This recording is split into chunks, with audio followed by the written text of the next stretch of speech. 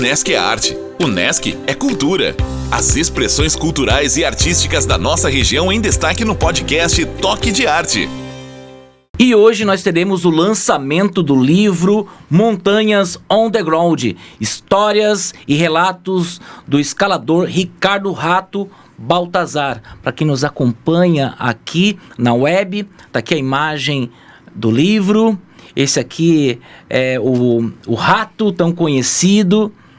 E para falar um pouco desse livro, é claro, nada melhor do que o próprio escritor que historicizou todos esses relatos em forma de 3 capítulos. Fala um pouquinho de como aconteceu essa organização deste livro. Certo. Bem, começando com a questão de que o Ricardo, né, ele foi uma pessoa que ele tinha um certo magnetismo, né, na sua pessoa, assim. Ele tinha uma facilidade muito grande de ter amigos por onde ele andava. Só que ao mesmo tempo ele era um cara que ele era um pouco meio sumido, né? Ele tinha um jeitão muito próprio, até por isso que herda o nome de Montanhas Underground, como se uma referência ao alternativo, ao diferente, ao trilhar o seu próprio caminho. E o Ricardo, infelizmente, ele acabou falecendo no ano de 2014.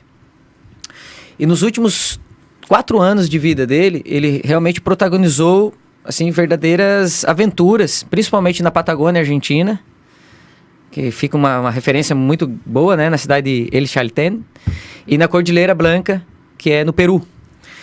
E como ele tinha muitos amigos, ele não tinha celular, ele sempre era um cara muito alternativo, então ele escrevia e-mails, na qual ele mandava para um amigo, e esse amigo acabava, né, noticiando o que ele andava escalando, por onde ele andava. E esse amigo acabou percebendo que os relatos do Ricardo tinham um valor literário muito bom, assim. E ele começou a reunir isso e publicar no site Alta Montanha, que é o site de montanhismo, talvez o maior e mais conhecido do Brasil. Em forma de blog, é isso? Tipo um blog, entendeu?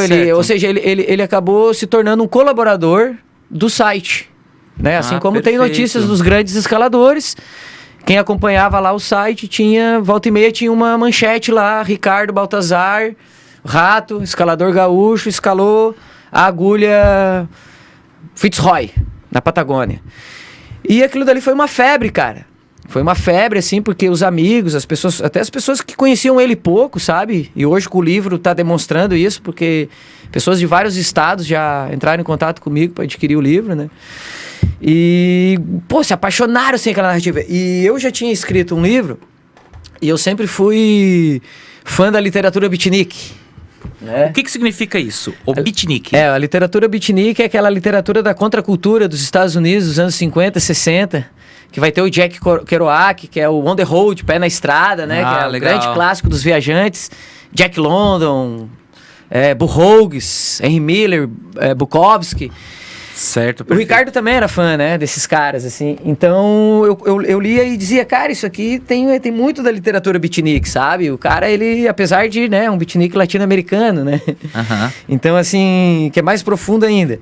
Então, respondendo a tua pergunta, né, já que eu dei toda essa contextualizada, então, quando aconteceu o acidente com o Ricardo, muitos amigos e os familiares, né, cara? Então, assim, eu também queria agradecer muito a família dele, os amigos mais próximos, assim, né? Eu acho que isso aqui é uma homenagem a ele, né? Depois a gente pode falar mais disso.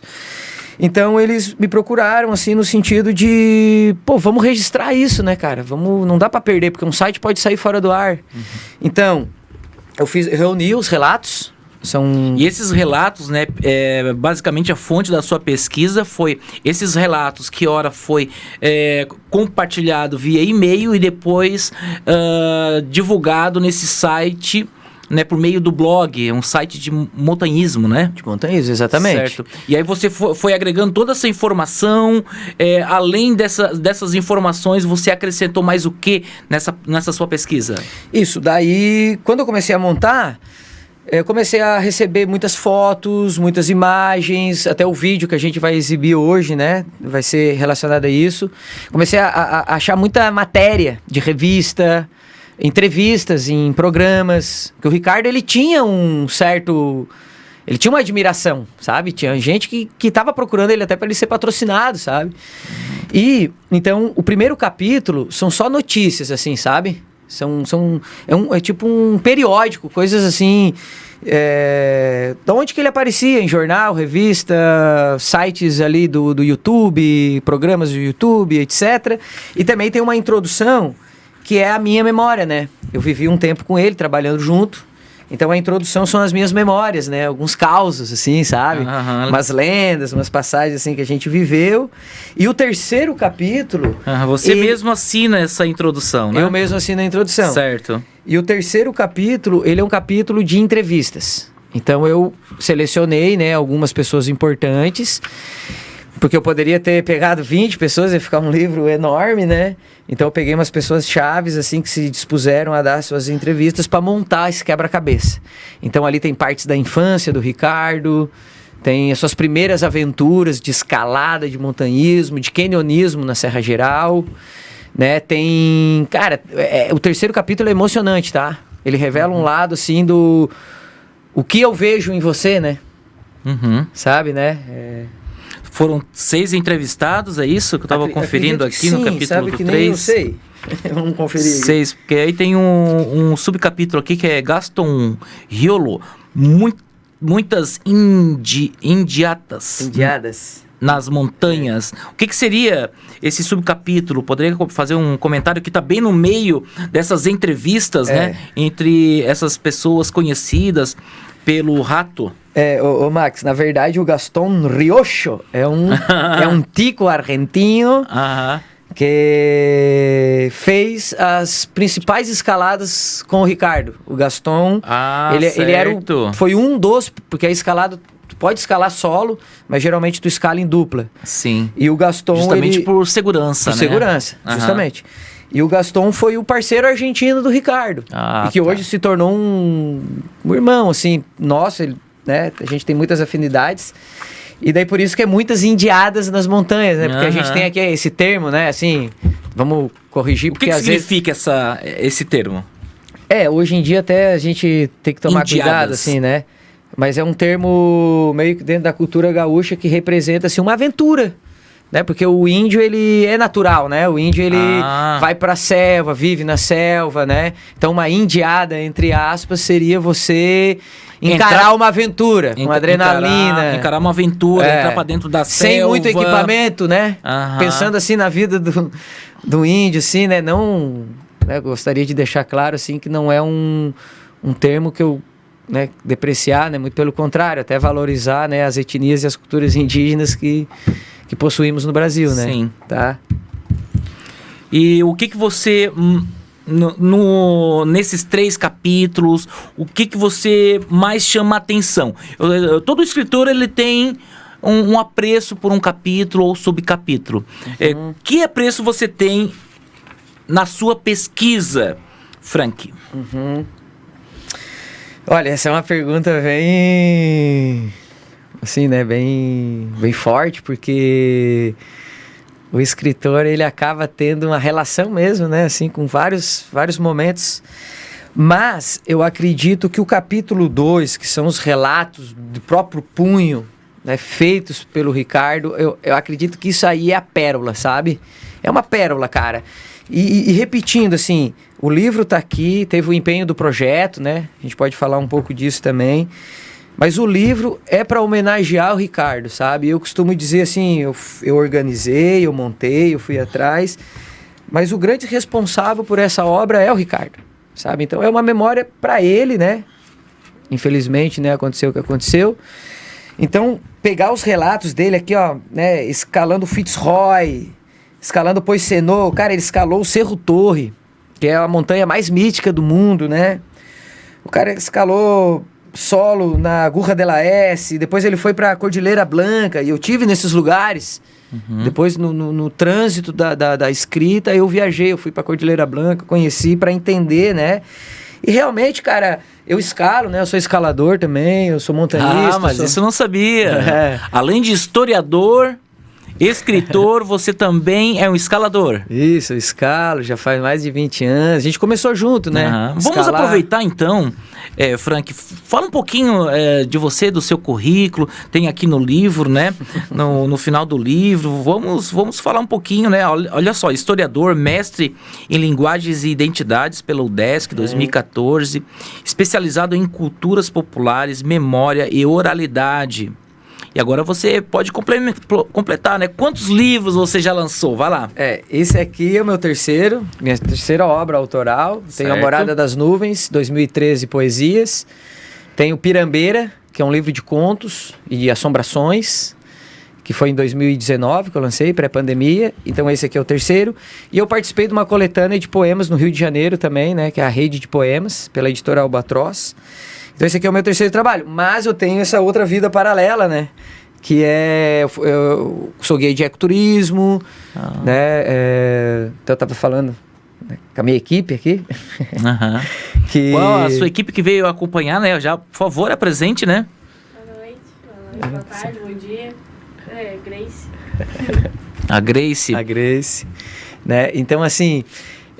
eu também sou socorrista, né? A gente estava conversando hoje. Socorrista? Sou socorrista de áreas remotas, assim, para escalada, para montanhismo, né? E você já teve em algum momento de atender um socorro? Já. Tanto no mato como na estrada, assim, acidente de trânsito, né? A gente vinha falando sobre isso, né? Então, assim, eu tenho esse lado aventureiro, né? Da escalada, do canyonismo, que é uma variante do montanhismo. Então, o que eu estava falando, assim, completando o meu currículo, como eu estava falando, quando eu fui para Chaltén fica quase no Ushuaia já, né, no final da América do Sul lá, e que tu se depara com aquelas agulhas de granito enormes da Cordilheira Andina, cara, tu começa a entender que o cara, ele fez história, entendeu? Que o cara, ele pode ser considerado um atleta, sabe? Um ícone nosso aqui do Sul. De Santa Catarina, ele morava muito tempo em Santa Catarina, nasceu no Rio Grande do Sul, mas trabalhava em Santa Catarina. Então ele foi um ícone, porque é um esporte, tu fala de escalada, tu fala de montanhismo, não é que nem tu falar de vôlei e futebol, né? Que todo mundo sabe as regras, todo mundo sabe como é que é. O montanhismo, ele é uma coisa assim, até tem um pouco do lado espiritual, né? De tu ir pra montanha, sabe? Encontrar a solidão, desafiar a tua questão física, psicológica, né? A verticalidade também te traz uma emoção. Que é muito diferente o que as Olimpíadas está lançando, né? Que agora é um esporte olímpico. É um esporte olímpico. Só que não tem esse contato com a natureza, né? Basicamente é um paredão e você vai ter que fazer ali a sua performance. Não sei se é por tempo, ainda não li ainda nenhum tipo de estatuto, mas fiquei curioso como é que eles vão pontuar, né, essas questões para você para dizer quem tirou em primeiro, segundo lugar. Você tem alguma informação sobre isso? Tem várias modalidades. As principais é a de velocidade e a de dificuldade, que é de resistência. Né? Então é o tanto que de peças que tu alcança, tu soma pontos. E a de velocidade, daí é o que chega primeiro. De tempo. Larga em 2, assim. Certo. Mas eu achei muito legal essa coisa da Olimpíada. Tem dupla também? Não, é um contra o outro, assim. Larga os dois. A de resistência é individual. Certo. Vai um por vez, mas a de velocidade é os dois. Certo. Que sai junto. Mas eu achei muito bom as Olimpíadas reconhecer. Porque a academia, né? É dentro de uma academia. Cara, ele vai te dar toda a condição, não uma condição tão técnica, mas vai te dar uma condição física. Certo. Pra tu encarar montanhas, né? Que são realmente, assim, impressionantes, né? E que vai precisar, com certeza, né? Vai precisar. Então a comunidade de escaladores, vamos dizer que foi, ao se tornar a escalada um esporte olímpico, essa comunidade viu como positivo. Com certeza. Nossa, isso aí foi maravilhoso, na verdade. Ao mesmo tempo, foi também transformada em modalidade olímpica o breaking. Então, olha só, as modalidades novas em Paris, né? A escalada, o surf. O surf, que já teve. E também o breaking, né? Que também tem duas modalidades, ou seja, o b-boy masculino e a big girl, né? Que é o feminino. Mas vamos voltar aí pro seu livro, né, Frank? Mas boa notícia, eu gostei disso. É verdade, olha só. Então, as coisas estão mudando a cada Olimpíada. E hoje, né, nós teremos o lançamento aqui na Unesc, no palco do Quintas Culturais, às 18 horas e às 19 horas no Bloco P. Vai ter uma roda de conversa com o autor Frank Cardoso e que vai falar um pouco mais dessa experiência de escrever, um pouco mais dessa literatura, né, que foi uma pesquisa histórica do Ricardo Rato Baltazar. Olha só, essas conversas ali no capítulo 2, que você coloca como uma pérola, foi feito trocas de mensagens, WhatsApp ou só pelo e-mail? Porque eu vi ali algumas conversas mesmo, né? Só que foi só pelo e-mail. Foi só por e-mail? Pelo e-mail. Aham. E daí o Eduardo Naku, né, que ele tem uma espécie assim de uma introdução também aqui, né? Achei interessante botar o texto dele. Ele é que acabava organizando. E depois ele me falou, né, a gente teve alguns encontros, ele me disse que o Ricardo ele não mandava um texto pronto.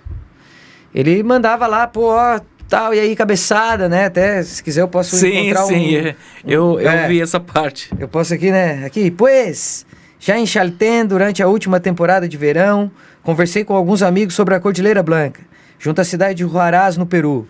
Uma investida na região parecia uma boa alternativa para mexer com o esqueleto no meio do ano. Né? Pelas descrições, havia coisas interessantes por lá. Para mim, seria também uma oportunidade para treinar e melhorar minha técnica de escalada em gelo, né? Fundamento obrigatório em ambientes alpinos. Então, ele diz que ele mandava, assim, um pedaço de um texto, depois o Eduardo perguntava, ele mandava mais um pouco, e daí dava um cabo, assim, umas 2 semanas ele montava o texto. Ah, certo. Ali E daí diz que o Ricardo foi gostando. Diz que já os últimos, porque são 15, né? Os últimos textos o Ricardo já estava gostando de escrever, né? Ele viu que estava dando ibope, digamos assim, né? Verdade, né? É bem relato mesmo, né? É bem no estilo de relato, de experiência, que eu estou percebendo aqui. Então tem cada subtítulo, aí ele vai conversando e enviando um relato de dia após dia durante essas escaladas, mais ou menos isso, Frank? Isso mesmo. De cada escalada, de cada cume que ele conquistava, ele fazia um relato, né? E daí eu consegui agregar ainda, tá?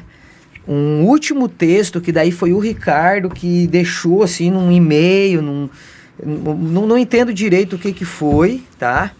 Que é o Sobrevivendo o Sofrimento, um texto reflexivo escrito por Ricardo Baltazar em fevereiro de 2012, na qual ele mesmo conta um pouco da história de vida dele. Tá? Sobre a relação dele com a montanha, dele com o trabalho, dele com essa vida de errante, né? Essa vida assim um pouco mais alternativa. E depois também, em alguns trechos, eu encontrei assim, alguns recortes de diário, né? Onde que esses recortes de diário, como é que você organizou ele para nossa audiência aqui que está nos acompanhando? Mostra essa parte aí pro pessoal. A câmera. Aí, ó. Olha só, gente, ó. Que são recortes, né, de diário, assim, sobre algumas coisas, ó. Sobre a temporada na Patagônia, sobre sonhar com picos e escalada, sobre montanhas que já escalou, sobre planos no futuro, sobre o que é escalada. Ele diz assim, deveríamos perguntar a um grupo de escaladores, por que escalas? E teríamos um material tão complexo e imenso que nem o Zaratrusta poderia destrinchar e chegar a uma conclusão lógica. Ou seja, né, cara, não se sabe por que tu escala, né? Frank, e sobre escaladas, né? Existe aquela modalidade que o escalador, ele escala sem equipamento, existe essa modalidade? Poderia fazer um breve comentário? Tem algo no livro? Tem. O Ricardo, cara, aqui, ó, essa foto aqui, mostrar pro pessoal também. Certo. Ó, essa aqui, ela né, configura aqui o primeiro capítulo, que é o Ricardo escalando solo, tá? Se chama free solo. Porque tem um solo e tem um free solo. Free solo. O solo, às vezes tu escala sozinho a montanha, mas tu utiliza equipamentos. Certo. E o free solo, né, escalada em livre, Ele tá lá no Parque da Guarita, ali, né? Escalando uma parede ali, sem equipamento algum, a não ser a sapatilha nos pés Sim. e o magnésio. Então, se tu cair, caixão. Não tem um inflável embaixo, nada. Não tem nada. Então ele vai... É no risco. Ali a guarita deve ter uns 40 metros, 45, né? Mas já é arriscado pra caralho, né? Sim. Desculpa. Caraca. Mas tem escaladores que sobem 400, 800 metros sem equipamento. 800 metros sem equipamentos. Sem equipamento. Uau. Alex Honnold, o Marc-André Leclerc, que já acabou falecendo também. E o Ricardo, ele era pioneiro aqui na região disso, né? Ele escalava na Canastra, que acho que é em Canela, né? Canela Gramado lá. Né, tinha o Ronco do Bugio, outras escaladas aqui em Torres, né, ele era performático, entendeu? Ele era, dentro do quesito atleta, ele era um grande escalador, assim, né? Ou seja, ele é uma referência aqui no estado? É uma referência, o sul do Brasil. No sul do Brasil, referência. Paraná, Santa Catarina, talvez hoje ele possa... Com tudo que aconteceu, e daí eu tento deixar bem explícito essa coisa do underground, que eu até pego essa palavra em inglês, mas é um conceito mundial hoje, que representa o alternativo, né? Tem o mainstream, o topo, né? E vai ter o underground, né? O submundo, assim.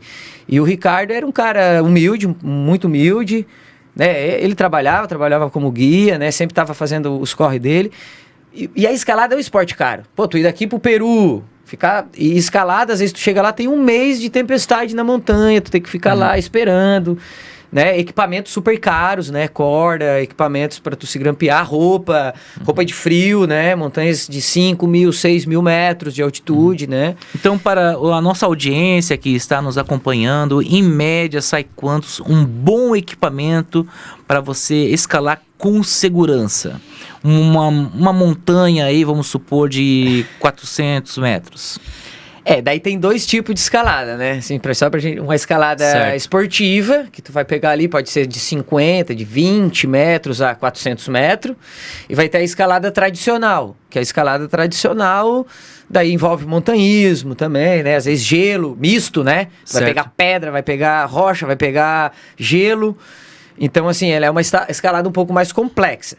Na escalada esportiva, tendo uma corda, uma sapatilha, tu vai precisar jogar uns 5 mil para iniciar.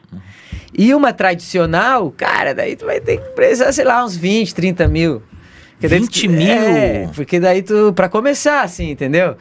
Claro que, como é que a gente faz, né? Tu tem um equipamento, eu tenho outro. A Grace tem outro. Pega emprestado, vamos escalar junto. Vamos escalar junto. Vamos juntos, certo. Tipo, eu tenho a barraca lá uma barraca de neve é R$2.500.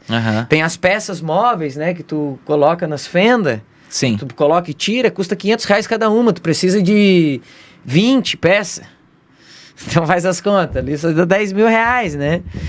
Então ele é um esporte caro, né? E o Ricardo, é isso que impressiona, tu tá entendendo? Porque o Ricardo ia trabalhar, cara, e eu tive lá, como eu te falei, em Chaltén, o lugar, ele é o pior clima do mundo, ele é considerado, o clima mais hostil. Ele trabalhava como carregador de mochila em outras expedições, que é duro, cara. É duro tu fazer trekking, levar o porteio, né? Levar o equipamento da outra expedição, voltar... Esperar, às vezes, passar uma semana de tempestade, dar uma janela boa, ir com teus equipamentos e escalar em tempo recorde. Teve uma temporada que, se eu não me engano, ele escalou 6 cumes, cara. 6 cumes? O que seria? 6 montanhas. 6 montanhas. Chegou no cume 6 montanhas. Quantos metros, mais ou menos, se caracteriza um cume, por exemplo? Cara, daí depende a montanha, tá entendendo? Certo. Mas no caso, lá na Patagônia, nas montanhas que ele teve lá, são montanhas que variam, né?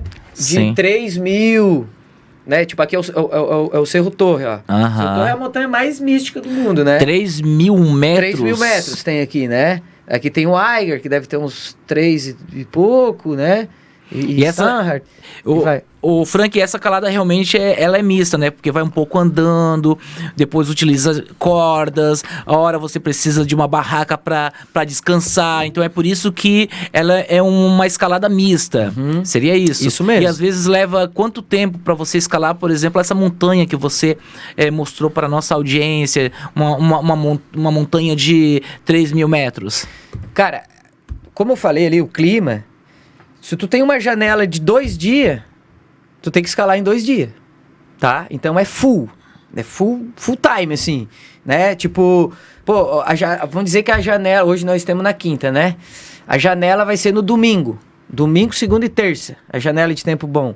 Nós já vamos sair no sábado com o tempo ruim, carregando nossos equipamentos, vamos instalar um bivac, que a gente chama. O que é um bivac? É uma rocha lá, tipo uma caverna, a gente se enfia ali pra dentro, se protege da chuva, né? Se alimenta, se esquenta. Vamos dizer que o tempo limpou à meia-noite. Meia-noite nós vamos levantar, bater um café e vamos iniciar a escalada. Certo, e daí entendi. vai, é intermitente, tu vai escalar, entendeu? Tu vai dali, vai subir, daí, no caso do comum, assim, do Cerro Torre, tu acaba fazendo um bivac na parede. Bivac na parede.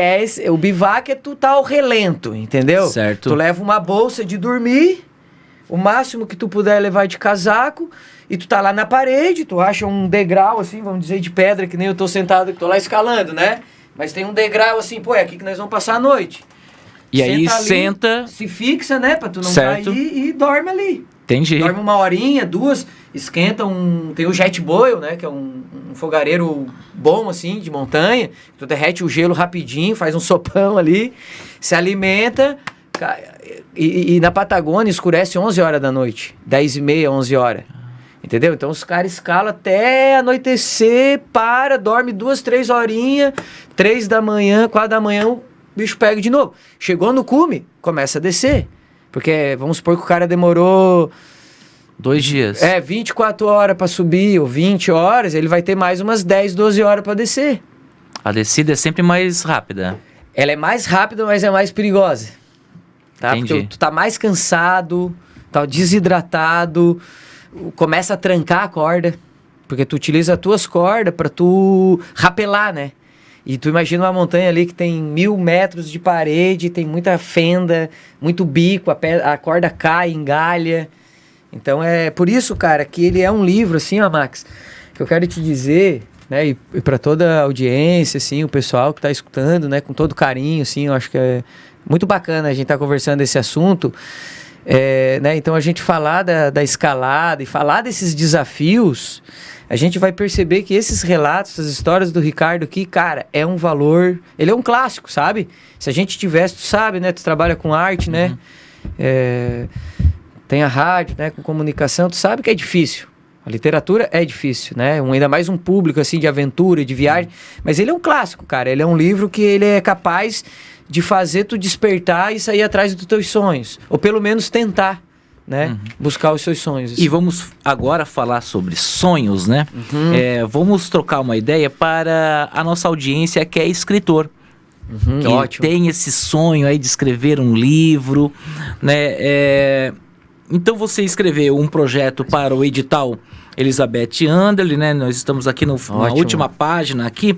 Então esse projeto é um projeto cultural realizado com recursos do governo do estado de Santa Catarina, pela Fundação Catarinense de Cultura, FCC, por meio do prêmio Elizabeth Anderle, Perfeito. de apoio à cultura artes, edição 2022. Então você escreveu esse projeto para esse edital, foi selecionado, contemplado.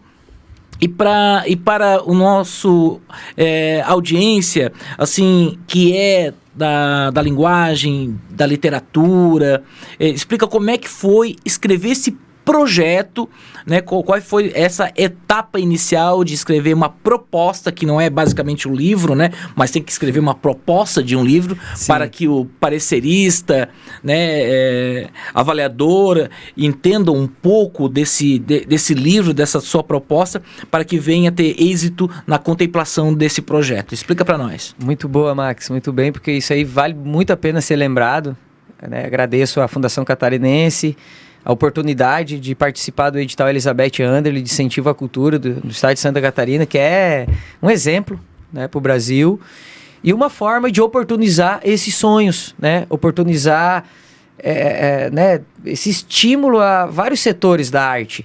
E respondendo a toda a pergunta, eu posso até fazer uma comparação com uma frase do Ricardo, que o Ricardo dizia assim, cara, escalar é a parte mais fácil de tudo isso aqui.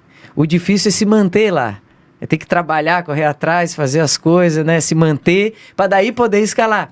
E eu posso te dizer que escrever o livro é o mais fácil, né? O difícil é tu conseguir publicar o livro, né? Então, pra galera, assim, que gosta de escrever, né?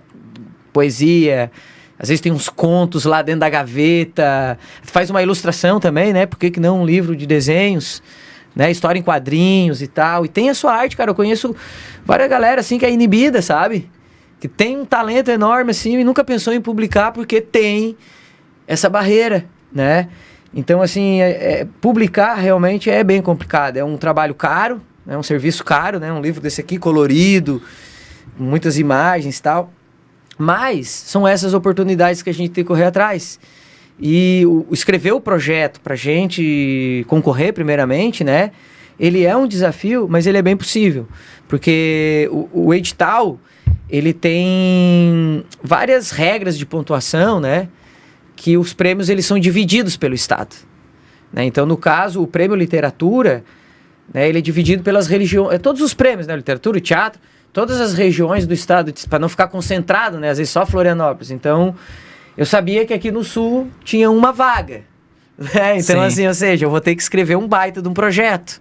E escrever um projeto, ele é uma etapa bem séria, porque o projeto, ele não pode ser imagético, né? Claro que tu imagina para tu colocar na realidade, assim, né? O teu orçamento, as tuas metas, né? Como é que tu vai alcançar aquilo dali. Então, ele tem que ser pautado bem na realidade para que as coisas, elas possam acontecer verdadeiramente. Por exemplo, né? Você colocou antes da entrevista 350 livros, né? Então, a publicação, né? Então, basicamente, o objeto do projeto foi a pesquisa e também a publicação de 350 exemplares, né? Isso. 5% vai ficar com a Fundação Catarinense de Cultura. Isso mesmo. Né? E as demais fica também para o escritor, que aí ele vai ser comercializado e alguma coisa vai ser doado. E quantos exemplares vai ficar aqui para a universidade, para a nossa biblioteca? Hoje vamos fazer uma visita lá na biblioteca com muita alegria. Eu já fiz uma doação do meu primeiro livro aqui também, né? Talvez hoje venha até o segundo. Então eu vou doar, eu acredito. Vou conversar lá com o pessoal, mas 6, 10, não sei. Vamos ver, né? Legal. Vamos ver muito importante, qual que é né? a demanda que vai ter lá na biblioteca, né? Muito importante a sua doação para a universidade, porque é uma maneira de os próximos escritores, historiadores também acreditarem na sua pesquisa e ter coragem de publicar. E se não tiver grana, né, própria para a publicação, então que venha ter coragem, né, se organizem para escrever suas propostas, né, de lançamento mesmo de livro, de pesquisa de livro, nos editais públicos, a exemplo do Elizabeth Under, de apoio à cultura, e também agora tem a oportunidade da lei Paulo Gustavo em seu município, que foi uma distribuição histórica, né, de recursos para o setor cultural. Então, fica aí a dica para você que é escritor, que é historiador, que venha acreditar no seu sonho, no seu potencial artístico, que venha escrever as suas propostas para esses editais. Então, para encerrar, né, Frank, nosso agradecimento pela parceria com o setor Arte e Cultura da Unesc, com a nossa Universidade Comunitária, a nossa Unesc, e também a parceria, né, com a Rádio Unesc, com o programa Toque de Arte. Então, faça agora o seu convite, né, para quem está aqui nos acompanhando na audiência. Qual é o seu contato para adquirir também o livro, ou na rede social, o seu telefone, para que as pessoas possam entrar em contato com você e adquirir o livro. Muito bom, né? Agradecer mais uma vez, agradecer a audiência, agradecer o público, agradecer o espaço aqui, Max, ainda mais né, com essa dica que tu deixou. Eu acho que é possível, tá? Quem acredita, tenta uma vez, tenta duas, a gente acaba aprendendo. Como tu bem falou, tem os editais, né? Tem a Paulo Gustavo, teve a Aldir Blanc, aqui em Santa Catarina a gente tem a Elizabeth Underly. Fantástico, fantástico essa dica. Eu fico muito feliz, né? Para mim é digamos assim, que foi uma etapa bem importante da minha vida, assim, me sinto honrado por esse prêmio, com certeza tá no meu currículo, né? E, bem, falando assim, o livro, né, vocês podem seguir lá, Montanhas Underground, no Instagram, procurar pelo meu nome também, Frank Cardoso Lumertz, tá? Então aqui hoje, né, às 6 horas a gente também vai estar fazendo o lançamento, a exibição do mini documentário, depois a gente vai ter esse bate-papo com os alunos, para mim vai ser muito bom, porque é isso aí, é inspirar a galera que quer, né, trabalhar com arte, com educação, né, com cultura, com esportes também de montanha, com a natureza. Então a gente vai ter esse bate-papo ali hoje, né, convido a todos, né, que estejam aí, né, interessados, tá? E também uma coisa muito legal, que o livro ele tá à venda em todos os portais de vendas, Amazon, Americanas, Magazine Luiza, no site da Editora Telha também. Então, pela primeira vez, uma obra ela tá aí, né, linkada aos principais sites de busca e de venda, porque a editora hoje em dia também tem aquela meio que pronta entrega, assim, né? Tu encomendou, a editora imprime e já despacha. Então, fica a dica, pessoal, adquirem o livro para saber a vida da história desse cara, Ricardo Baltazar, né, entender um pouco também de montanhismo e dar umas boas risadas sobre muitos relatos que ele deixa aqui e também, por que não, se emocionar. É isso aí, então, conosco. Opa, para fechar, vai lá. Não, eu me lembrei, cara, de uma frase do Ricardo. Claro, vamos fechar com uma frase do Ricardo, com certeza. Que ele dizia assim, ó: a minha relação com as montanhas não se limita à escalada. Isso é somente um esporte. Na realidade, parece que quanto mais montanhas eu escalo, mais afastado eu me sinto do conceito de escalador. Quando volto para os meus, dou-me conta de que busco, antes de tudo, ser uma pessoa simples. A maior conquista é manter-se puro, como uma criança, capaz de rir das pequenas coisas. Olha então fica aí a memória do Ricardo. Muito bem. Muito bom mesmo. Já está memorizado, também vai ficar aqui registrado essa entrevista, publicado em todas as nossas redes de comunicação da rádio Unesc Web. Então finalizamos a nossa entrevista aqui com Frank Cardoso Lumertz, que é historiador, que é escritor e também escalador. Então nossa gratidão e até um próximo programa Toque de Arte. Você ouviu Toque de Arte.